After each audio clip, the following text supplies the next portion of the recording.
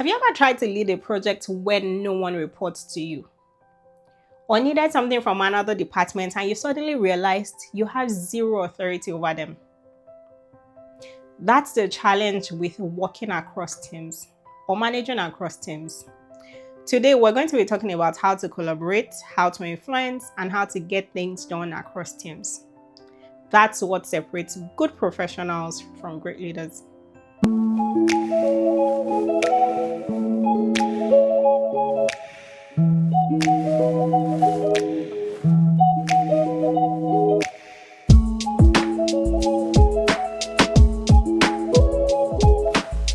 Managing across simply means working effectively with your peers or your colleagues in other departments, sometimes external partners like vendors.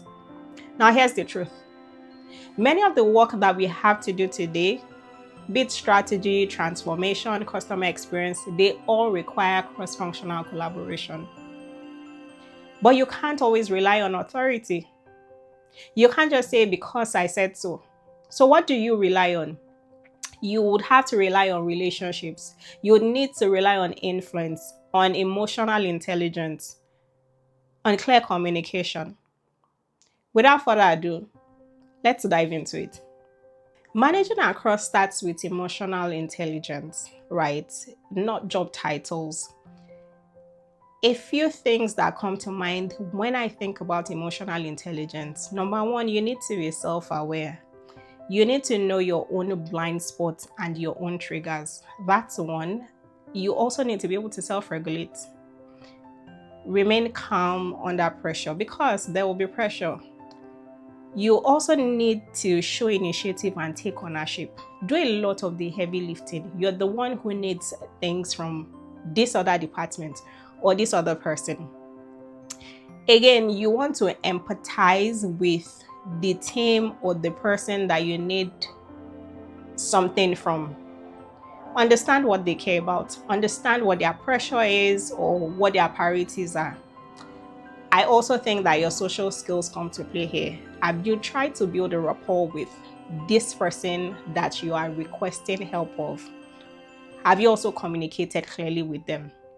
When you understand what drives people, their pressures, their priorities, their fears, their pain points, you can collaborate more effectively. When you're leading across teams, you want to build team discipline. When you're leading across teams, structure is your best friend.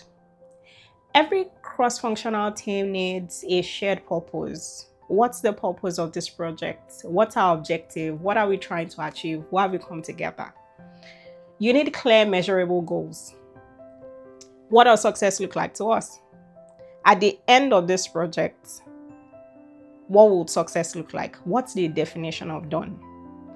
You need agreed upon processes as well. Maybe you want to set up a regular cadence of meetings. Maybe you want to define how things get done and the process by which you obtain approvals.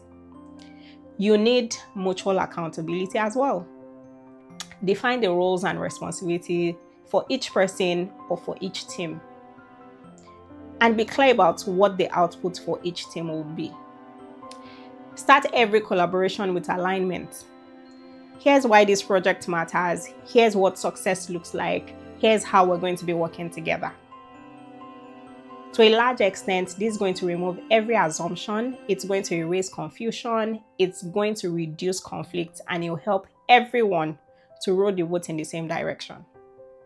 If you're like most people in tech who work remotely or who work hybrid but more remote than at work, you want to master remote collaboration.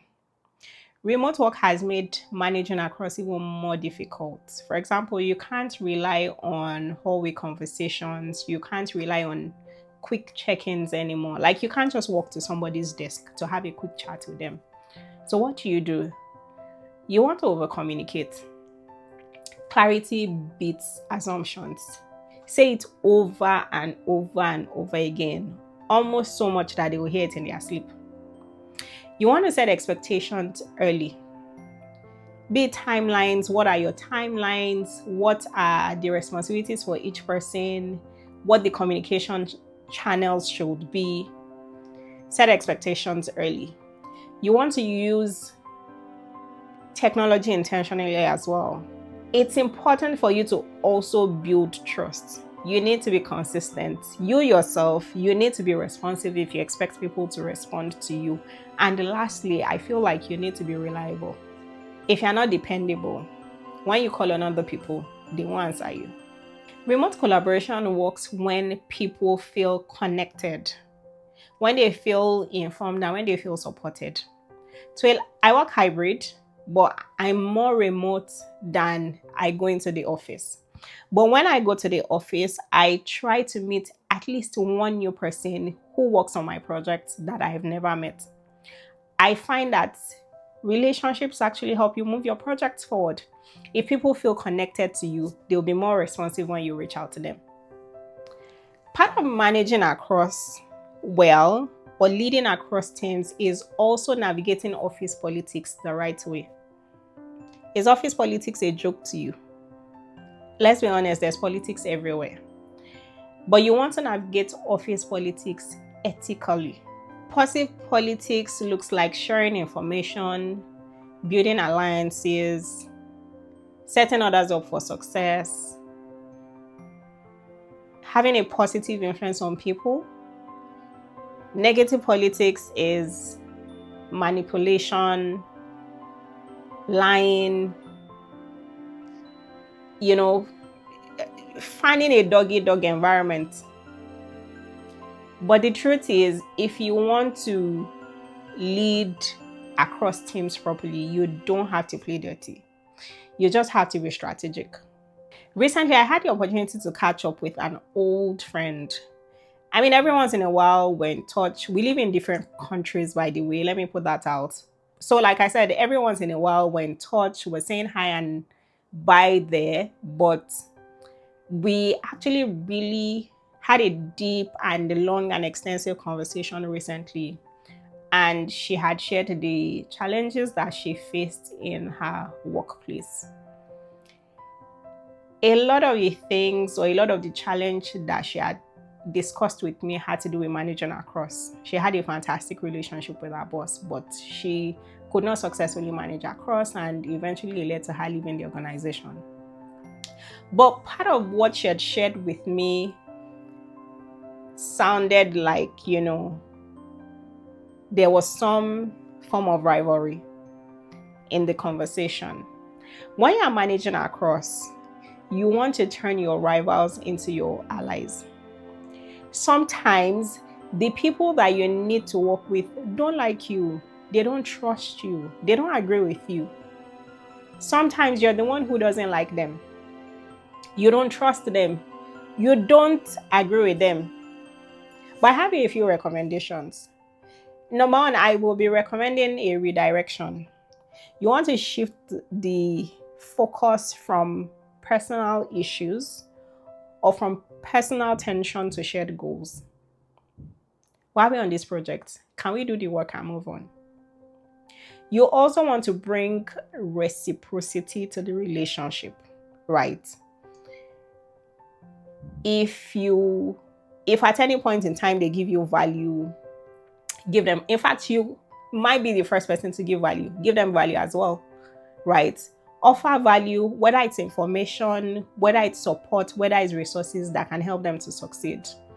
You also want to be rational as well, where you are using logic or fairness, transparency to build trust. When people feel respected and understood, they become easier to collaborate with. So let's turn our rivals into our allies. I think most importantly, connect with people emotionally.